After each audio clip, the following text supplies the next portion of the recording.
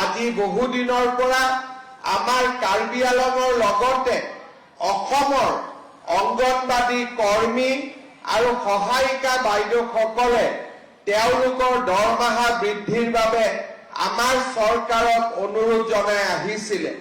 মই আপোনালোকক ক'ব খুজিছো যে অহা 1 অক্টোবৰৰ পৰা আমি আপোনালোকৰ দৰমহাও বৃদ্ধি কৰিম আৰু লগতে আপোনালোকক এটা এককালীন সাহায্যও আমি আগবঢ়াম।